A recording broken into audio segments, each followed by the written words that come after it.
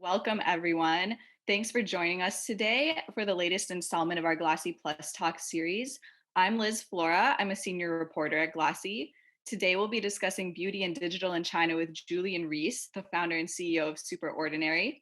I'm going to go over some data we have so far on what's happening with China's retail recovery from the COVID-19 shutdowns.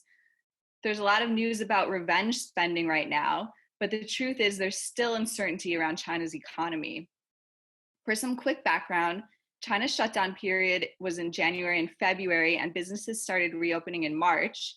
The National Bureau of Statistics said retail sales were down by 20.5% during the first 2 months of the year.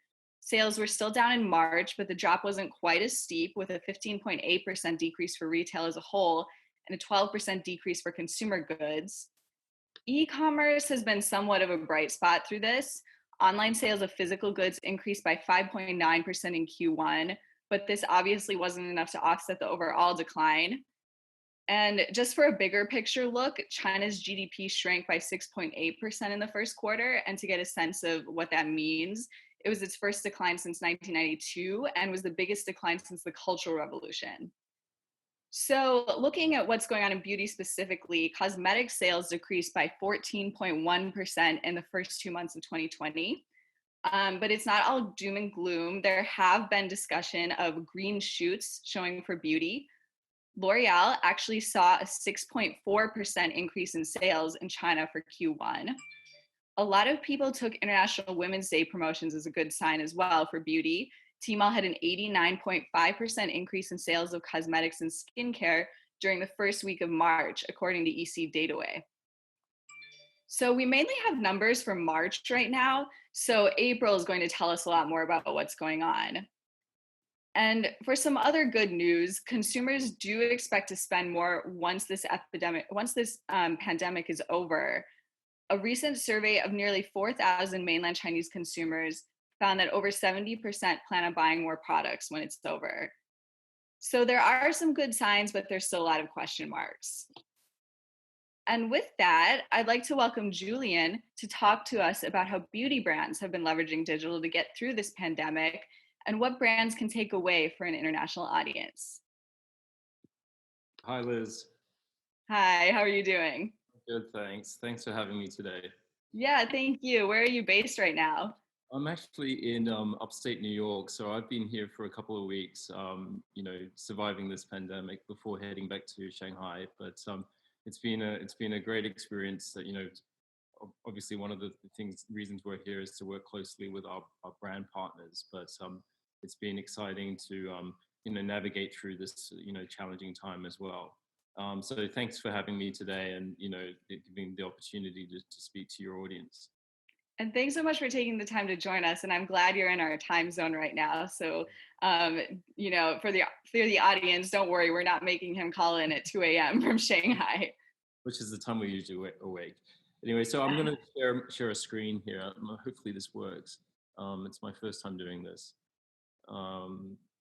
Okay, so hopefully this presentation will last about 10 to 15 minutes, and then I can kick it back to you, Liz, and then we can ask me some questions. So our company, SuperOrdinary, is based in Shanghai. We have about 140 of our employees are all based there. We set up the company back in 2017 as we saw there was an opportunity really to bring what we call digital native beauty brands or disruptive beauty brands into the China market. We noticed that there was an incredible need for a lot of these brands to be told story told in the right manner, as you would expect it to be done in the US or other markets.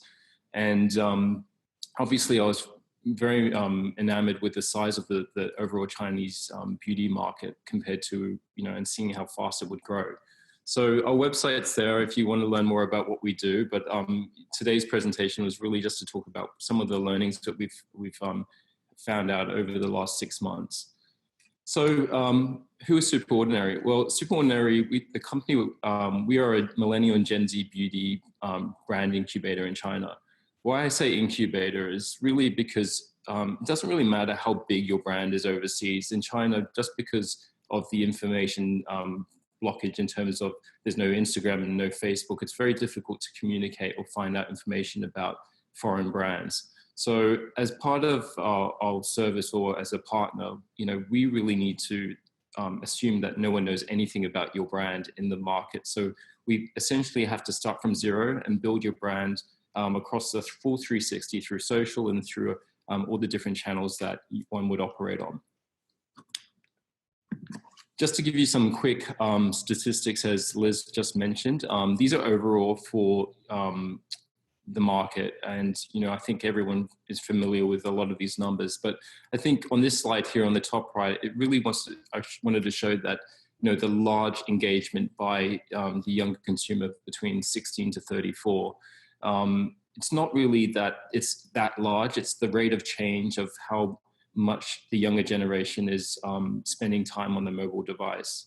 And also, I always ask people, what's the one thing that they know that no one else knows? And the one thing that I keep thinking about deeply is that the size of the China beauty market is actually growing a lot faster than we expect. In 2020, according to some, I believe it's Eurozone, it's 55 billion, whereas the US beauty market overall is 70 billion. It wouldn't surprise me if the China beauty market surpasses the US market in the next 3 to 4 years.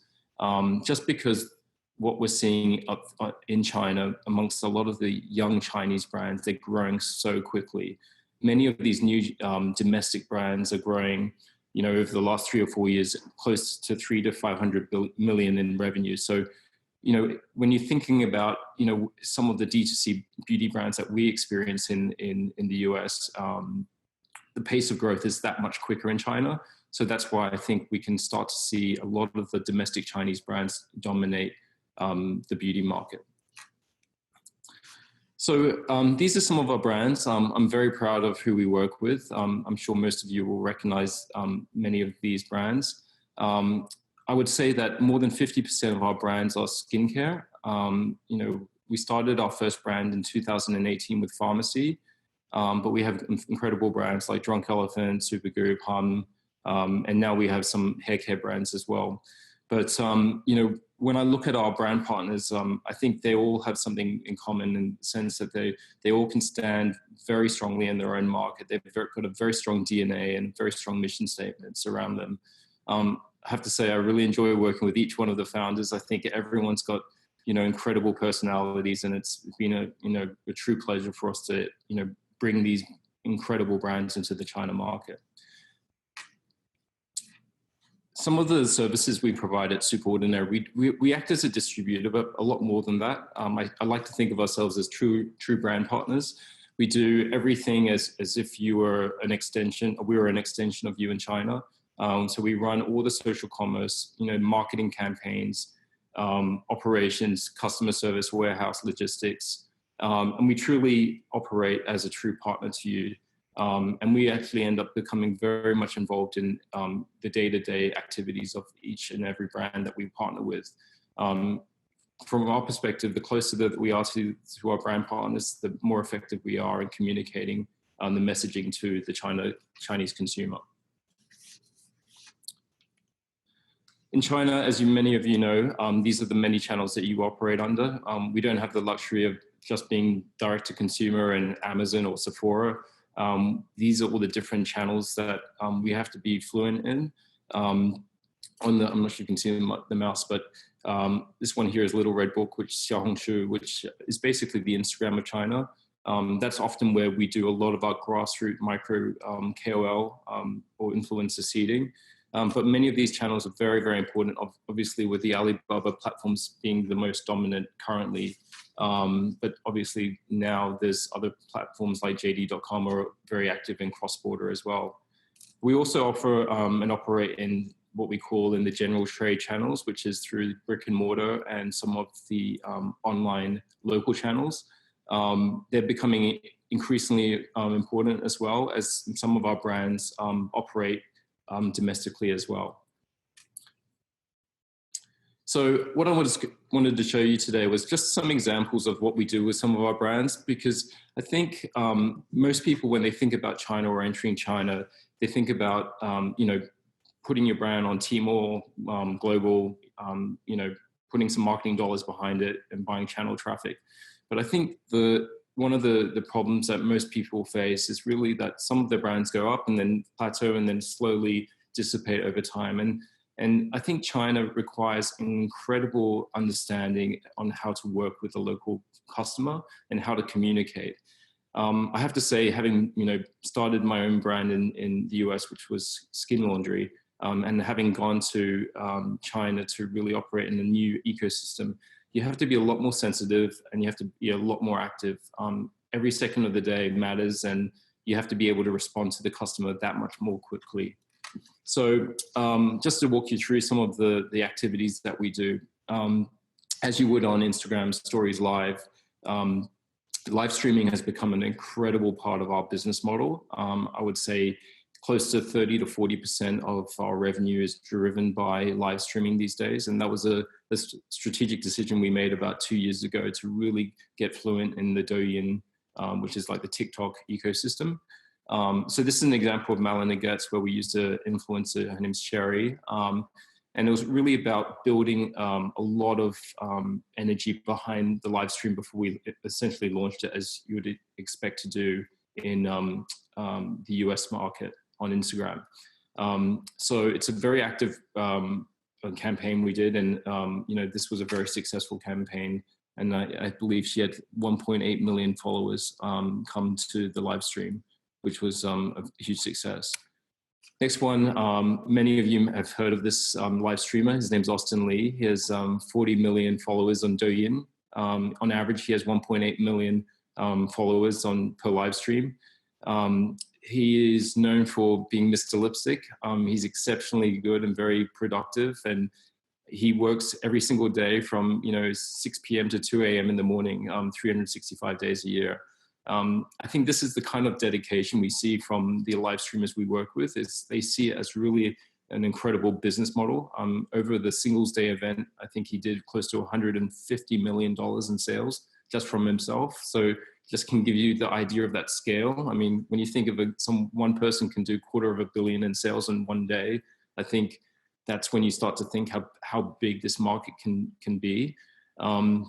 Working with these live streamers takes time. So we have to build relationships with all the top live streamers in China. And I think what we do at SuperOrdinary well is that our customers and our brands are recognized for being within that sandbox. So the live streamers come to us because they know the types of brands that we work with. So we're very fortunate that he's a very active partner of SuperOrdinary. Another brand which we launched early this year, which we're super proud of, is Supergoop. It's becoming one of the hottest brands in the SPF market in China. Maria Sharapova, who is a spokesperson for the brand, was really good about helping us build up a media contest to drive awareness. Another brand which I think is really resonating with the Chinese customer for many reasons. One, because I think the younger consumer is looking for something that is not a traditional European skincare brand. They're looking for something that speaks to them in terms of their personality, and also it's an aspirational brand. Travel is a very big part of our customers' satisfaction factors, that they're always looking for things that they can aspire to. So Supergoop has been an incredible brand that we push through social as well. Hum Nutrition, what we wanted to show everyone here was that, again, the social channels is not just Instagram and TikTok, it's many, many channels which all have their own independent ecosystems around them. So they all have their e-commerce functions. So Bilibili and Youku and Tudao and some of these other platforms have become increasingly important. I think the importance of entering China is that you have to realize that one channel may start to pick up in speed where one will decline. And if you're not there to chase the traffic, you will miss out on some of the biggest opportunities. And that goes with the channels, but also with the live streamers that we work with. So, it's a 360 approach that we have to be able to operate on every channel and not just the main Tmall. So I think that's a really important aspect. Okay, so to the main part of the presentation today, I think what I wanted to share with everyone is that, with this global lockdown, it's been a huge wake-up call for the global beauty industry as for many reasons. It's been forcing many brands to rethink their overall strategies, especially when it comes to China. There's been recent reports that's been talking about, the China luxury market representing 50% of the global global luxury market by 2025. So if we think of that as our backdrop and use that as our macro tailwind, it's really important to think about how we bring our brands into China and how to ensure that they thrive. We all know that the US and European markets have been deeply impacted by this COVID impact, and obviously, as Lisa just mentioned, GDP in Q1 in China was down, almost 6%. But how do we operate and how do we work in this environment? I think there's a few things. One, there's going to be intensified competition coming into China. We're already starting to see the customer acquisition costs start to increase significantly, and there's more efficiency between channels. So people are hopping between channels to chase traffic. And this will only increase after we suspect animal testing to be removed under Chinese FDA at sometime next year. So what do we do? I think one of the things that we think about when we look at China is we look at the global economy and seeing what is happening in terms of consumer behavior. This is a McKinsey slide, and it's a global slide showing what's happening to the normal consumer in terms of their purchasing habits. So what we see here is that baby boomers to Gen X's to millennials to Gen Z's across cosmetics and skincare, we're seeing that the overall trend is that people are converting online without having to go in store. And I think this is a really important slide for everyone to understand, because I think in 5 years' time, we're going to see that the amount of people, the percentages of people going to shop in physical stores is obviously going to diminish. And in knowing this and seeing what's been happening in China, where most of the activity happens online now, we have to formulate a lot of our strategies to address this trend. Betting on retail, I think, is something that we're all going to realize that we shouldn't do going forward, and how to address this with our China strategies is super important. So with that, I wanted just to talk to you about some of the insights that I think are important. So China is a high risk, high reward investment. I think that if you're thinking about entering China now, you should do it and start having that conversation immediately. The reason is because of what I mentioned earlier, is that the incredible competition is going to make it much more challenging in the years to come if you're not there already. I think also that we also think that in terms of from a communication point of view, that communication, whether it's between the brand and with SuperOrdinary or with the consumer, has to increase that much more. We think that a lot of the brands who are coming into the China market are approaching it with a one-size-fits-all strategy. We think that brands need to have a very local strategy going forward, a full 360 brand awareness. This means not just listing your brand in its English name, but really localizing it in terms of giving it a nickname, coming up with exciting hashtags, local marketing campaigns that do collaborations with local Chinese, whether it's restaurants or platforms. It's really becoming its own ecosystem in its own world. So that constant communication is very important. The next one is marketing mind shift. We think that in terms of the way that we start to communicate to the consumer, also is we have to adapt to a much more active approach. I think what we've learned during the COVID crisis is that we had to remove some of our advertising expenditure on some of the traditional channel activity to working with much more active KOLs and live streaming. We increased our live streaming spend by 40%, which was a very dramatic increase, but it paid off because our bet was that the home consumer was looking for more entertainment rather than hard selling. And we approached a lot of our live streamers who had a much more entertaining feel to the way that they talk to the consumer. And, you know, during this uncertain times, it was something that was very interesting for us. The next part, what I wanted just to quickly talk about in terms of the marketing is that realizing that China is a huge market, is that, you know, China's made of, you know, many provinces, and each provinces, you know, we categorize them between tier 1 to tier 5 cities. I think many brands will come into China thinking, you know, Shanghai, Beijing, Guangzhou as the main areas to concentrate on. And what they're really missing out is really how to adapt and change your message to the different provinces as well. So that's something when we look at a brand, we have to localize that brand, not just to the main cities, but also to tier 2, tier 3 cities, different platforms, and how to communicate to those different consumers. I think also when you look at your own internal brand, to also ask yourself is, how do you maintain the DNA of your brand, but also be able to have an offering that services, you know, the mass market, but also the prestige market as well.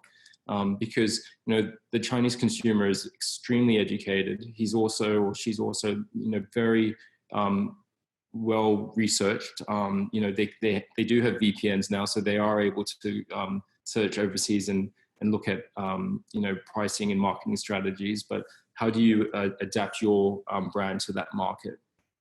And the last thing is, from the marketing point of view, is really thinking about no longer the omni-channel approach is physical brick and mortars and just digital. It's really what we like to call the digital omni-channel approach, and really thinking about marketplaces, efficiency. As we've seen in what's happened in Tmall, you know, Tmall is essentially a multi-brand shop. It's got every single brand that sits underneath that, as you have in the US with Amazon. You know, the consumer doesn't have a .com in China because they just use platforms, and that because of that channel distribution strategy in terms of Tmall and Taobao, you know, the consumer is very active there, and I think that's one of the reasons why China has actually embraced you know, these platforms much faster than the US. You know, in the US, you know, Amazon Beauty is still, you know, on its increase, but there's nowhere near the volume that they have as in China. But I think over time, it's really important to see where convenience drives consumer purchasing.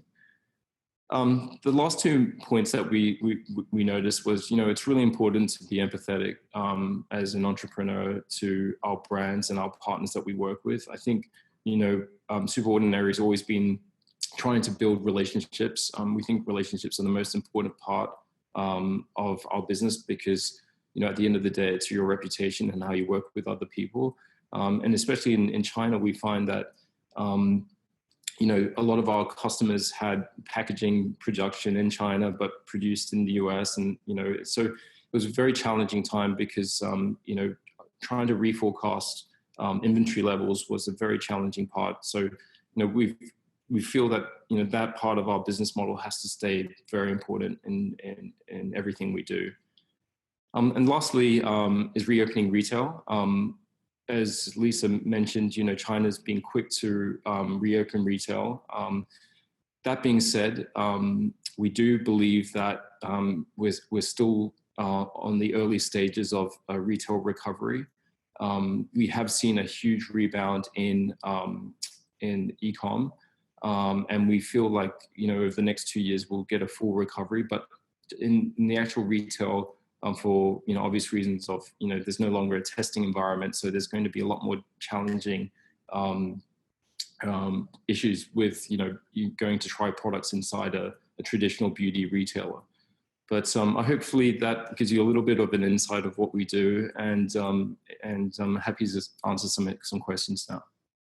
Great. Thank you, Julian, for sharing your insights on this market as it remains so crucial for the global beauty industry, no matter what's going on in the world. And it was also on some very beautiful slides, I have to add. So now we're going to be starting our Q&A portion. And I have a few questions for Julian. And I also encourage the audience to submit questions in the Q&A, and we'll be checking throughout and fielding questions for this portion. So definitely feel free to submit anytime. So first of all, just as kind of a broad question, some beauty brands have been doing a lot better than others right now as they're weathering this pandemic.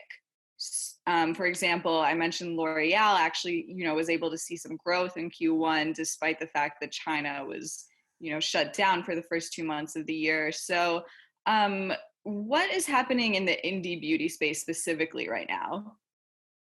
So, indie beauty, I kind of classify a lot of the brands in the indie beauty space, which I call like sub 10 million in revenue brands. And that's the only reason I say that.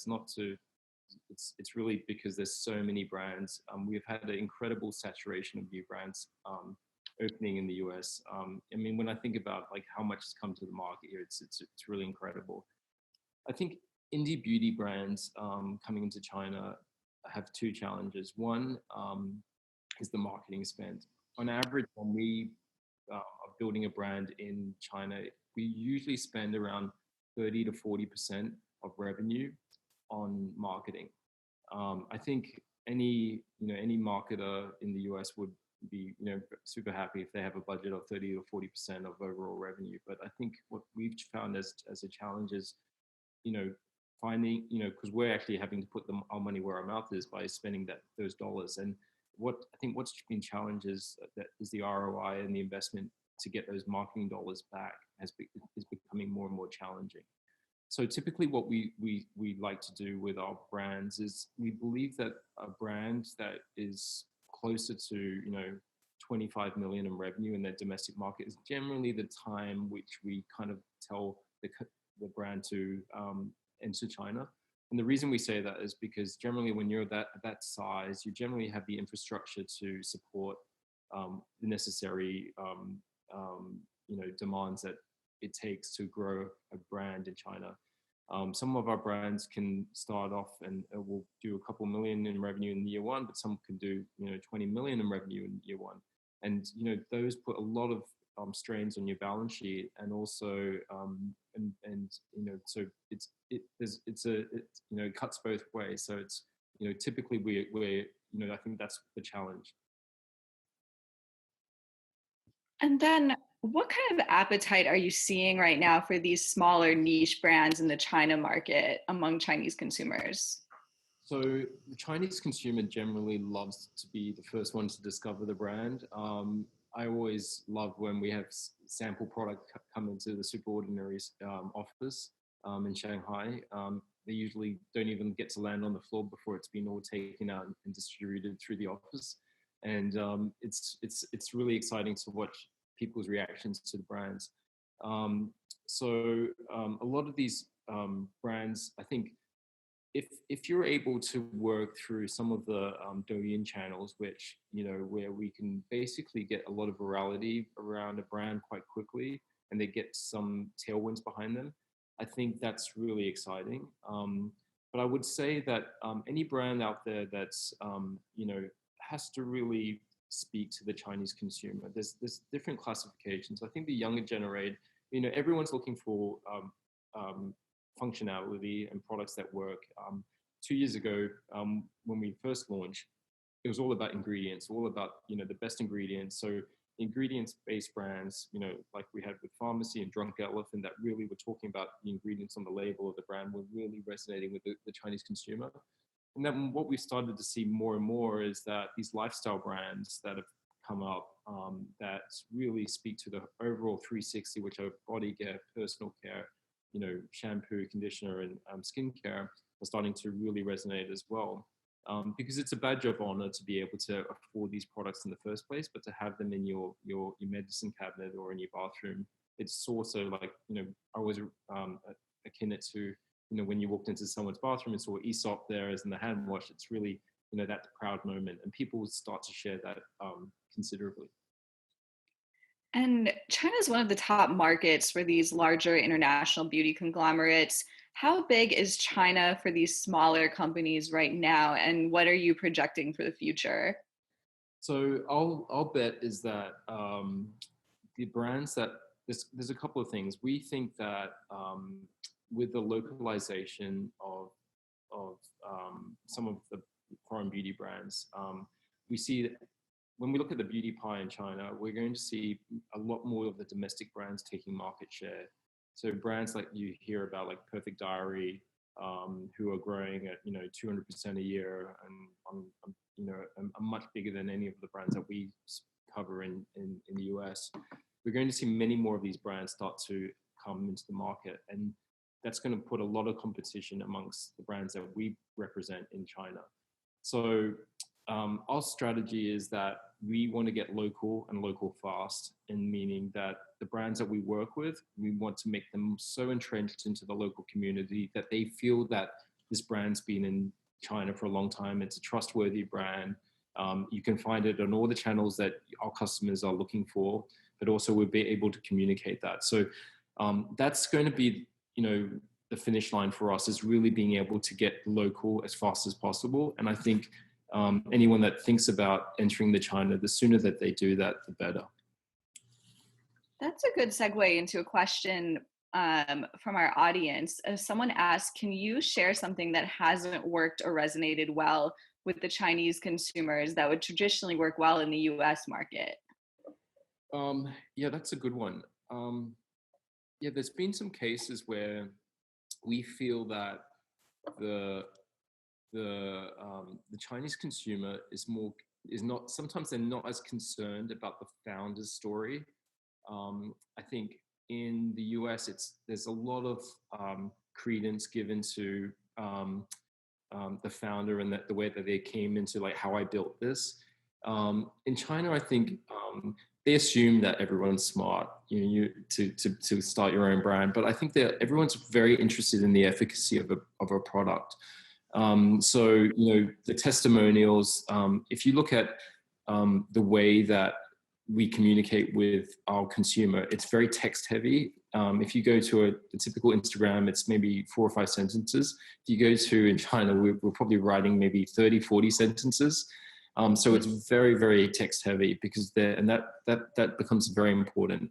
But we've had situations, just to answer your question, where we talk about the founder and they really don't care. And in fact, we kind of get some, ridicule by trying to promote the founder. For example, when Kim Kardashian first launched her perfume in China and did this, there's a lot of stories about it.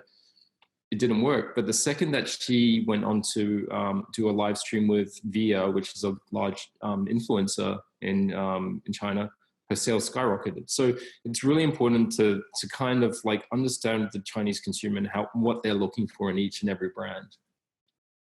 Yeah, let's talk about live streaming a little more. Do you see this as a trend that's going to be continuing? We saw that live streaming was booming before this crisis even happened. There were huge live stream increases during the Singles Day period.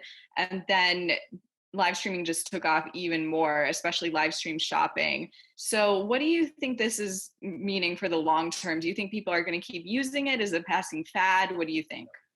So, one of the reasons I set up this business in China was I was so enamored with this whole live streaming story. I remember watching that movie Joy with Jennifer Lawrence and thinking, wow, this is really interesting how people communicate a brand story online. And, China was, at the time, was the place where, they come from a culture where they're being used to have hard selling to you. People are expected to be sold to. It's a lot of yelling, a lot of engagement, and it's very exciting. It's almost like a reality TV show. I actually think live streaming is not only here to stay; it's going to take a huge portion of the beauty market going forward. The more time we spend on our mobile devices, we want to be entertained more. We're watching content on multiple channels, and it's interesting that the US market has been slow to adapt to this model, but I do believe the US market will eventually get there. I think live streaming is extremely effective to build brand awareness. Many a time not a profitable channel because, as you could expect, where there's traffic, it's also the most expensive channel, but you have to be prepared to do volume. We have brands that we operate in live streaming that do over $1 million a day on live streaming and sales. But it's there's a lot of planning beforehand. The storytelling has to be important. But I do believe that this channel is going to become extremely important. And, even at SuperOrdinary, we have live streaming studios in our office, which have become very important for us to educate not only the big ones, but also the micro and the mid-level live streamers as well. And then another question from our audience, actually from Priya, who is on the Glossy team. She's interested in learning more about the brands that SuperOrdinary has an equity position in. Would you be able to give a little bit of background to which brands you have an equity position in? And then are you approaching live streaming and KOLs differently with those brands than any other brands in your portfolio? Yeah, sure. So, right now we're making small equity bets in a number of brands because, and generally these brands are earlier stage. We haven't made any announcements yet, so I can't do that. But we do have some investments in some very exciting brands, which we'll announce one next week. So, we treat each and every brand separately in SuperOrdinary. I think in my background came from a trading background, so SuperOrdinary's office is like a trading floor in many ways. Each brand has its own team dedicated to that brand specifically. You'll have a brand manager, a marketing manager, social content person, customer service. So we really build the team culture in China because I do believe that's the right strategy because there's a lot of competition between teams and they're always excited to be very proud of how they're doing. If there's ever one day you want to see the China beauty market on fire is to come on Singles Day where everyone stays in the office for 3 days in a row and sleeps in the office and really, it's everything, which it's an incredible event. But I think from our perspective, we treat every single brand independently. And the reason we do help take equity positions in some of our brands is because we do feel that, we create incredible value for our brands. And, we also want to have them with us for the long haul. And then let's talk about Tmall for a second.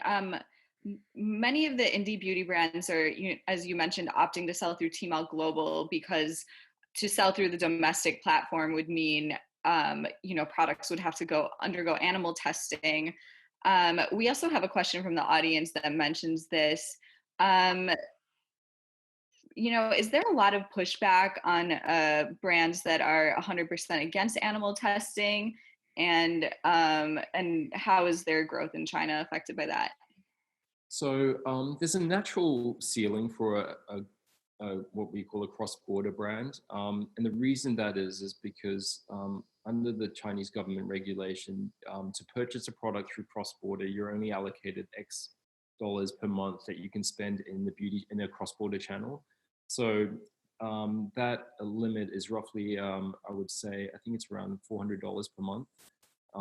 But overall, in a calendar year, I think it's like $3,000-4,000. So naturally, for a very active beauty buyer, you have to choose your dollars and cents carefully, where you put those dollars. So, what I'd like to say is I've seen brands in the cross-border channel get up to close to over 100 million in sales US dollars, but that definitely is the limit. Once you are onshore, really it's the market is massive, and that's where the real opportunity is. So animal testing has obviously slowed down many brands entering the market, but we have to say, we operate onshore in the local markets, but also in the cross-border channels. So we recommend our brands to, build a reputation in the cross-border channel first, because it implies quality, authentication. It also infers, it's a foreign product. So when animal testing does go away, you're ready to, register your products. One thing to notice is that when animal testing does go away, it doesn't slow down your entry into the market. It will still take 6 to 9 months to register your products. You will still have to do all the other standard testing procedures that you would normally have to do. And then what are the benefits of being on the Tmall domestic platform as opposed to Tmall global? There are a lot, actually. I think when it's, you get a lot more exposure. Most people, would spend most of their time on the Tmall local platform. I would, generally the rule of thumb I like to think about it is if you're local on the local platform, you could probably do 3 times more volume than if you were just on Tmall Global. So I think that's really the opportunity that we start to see going forward. Many of our brands are growing over 100% a year in growth. So, we like to think that once they open up, obviously you're going to be able to go into brick and mortar retail. And in China, there's not just Sephora, there's all these other different multi-brand beauty shops that have been created. So there's a lot more opportunity to get to other, distribution channels there too. And then moving on to other digital platforms, I was really struck by the slide you had that showed all the different video platforms in China. It just shows, how complicated this market is in terms of coming up with a digital marketing plan and how comprehensive it needs to be.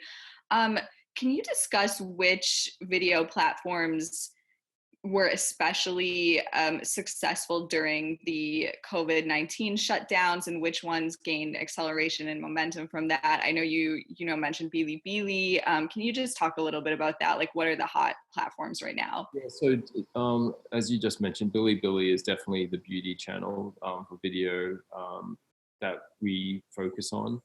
I think obviously Xiaohongshu is obviously very, very important because it's really has it has e-com, it has your brand store, and it also has video content there as well.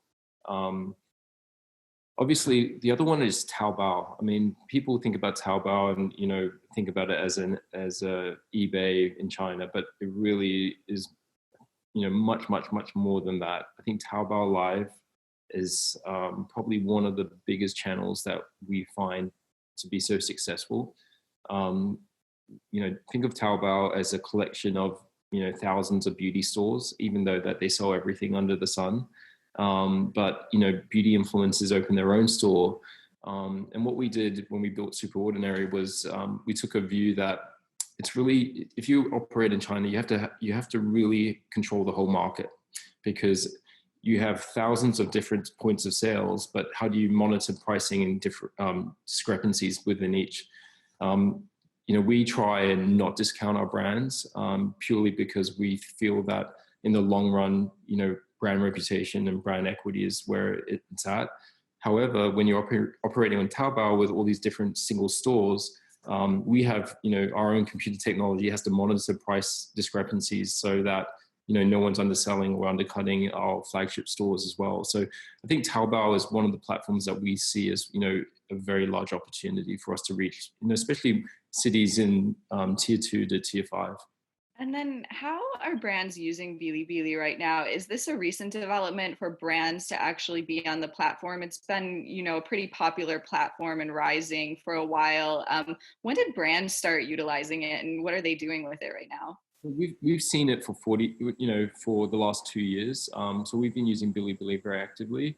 I would say that, the ecosystem for the KOLs. I mean, we speak to 40,000 influencers through agencies or directly through our influencer management team. And, I think one of the things that we've found effective and what they've used Bilibili for is that, when we've really controlled the message and told the brand and the influencer what to say, how to say it and communicate it, Bilibili's been a very effective platform. I think where we're seeing, the cost of these different platforms, it changes so quickly. One influencer that we've used on Bilibili was extremely successful, and then we tried to use the same influencer for another brand in month 2, and it was a disaster. So it really, to have your finger on the pulse, it's not just the platform, it's the influencer and their engagement on that. So I think that's always like the excitement, because once we find an influencer that's doing really well, let's say selling toners, we're always trying to think, oh, can we sell moisturizers through that same influencer? So influencers are already subcategorized by product, not just, categories. So, it's much, much more narrow focused on using these influencers there. And then speaking of the influencer landscape, we noticed that a lot of, the top global conglomerates use, China's top pop stars and pay tons of money for big celebrities to promote their products on social and get huge engagement. Right. So how does an indie brand compete with that? What is a good influencer strategy look like? And are influencers enough to kind of compete with these mega celebrities and idols in China? Yeah, I mean, that's a great question. I think, it's a lot of the secret sauce of what we do is really figuring out that go-to-market strategy for the first 3 months. Um, Unlike the US, China is a pay-to-play model. So if you're not willing to pay KOLs or influencers, you're not going to get any exposure. There's been many cases where the seeding of products has gone out to 200 influencers, and there's been no posting, and that's not uncommon. So what we try and do is we tell brands that it's more expensive to enter the China market because your platform fees are a lot more expensive as well. So some of the platform fees are close to 20%. So that just kind of gives you like how challenging it is. Generally, the way we see about the launch a brand is we go through 3 phases. There's a soft launch phase where we open the stores up on all the different platforms and getting everything working. But during that time, typically on a normal brand, and when I say normal, brand that we have checked the boxes on some of our requirements, we spend a good 30 to 40% of that annual budget. And there's a fairly large launch cost in building that the micro influencer strategy. We feel that using a big influencer or a big celebrity early on will have the worst ROI because you don't have the awareness to have that outreach. That usually will take place in year 2 around the brand. Typically what we do is we come up with a very interesting campaign that supports the brand strategy, which we work with a brand partner. And then once that's signed off, the execution is very, targeted. So we may start with 200 influencers in month 1, but we will drive content across all different channels. So it's not just, Weibo, which is like the Twitter in China. We're working with every single channel very, very actively and making sure that that message that we deliver is right on the money. It's the Chinese nicknames around the brands sorted out. We've also had a very, very clear strategy, and we can measure the ROI around that brand. Typically, our model is SuperOrdinary uses its own balance sheet to run the marketing. So we're putting our own personal dollars as close to the brand as possible. So we find that's the most effective way. But eventually, once the brand gets a certain level of awareness, we're able to start moving up the hierarchy and start using bigger influencers. Thank you so much again for taking the time to go over today. I'm sure a lot of brands have a lot of questions about China right now, and this was definitely super useful and helpful. Thanks, everyone.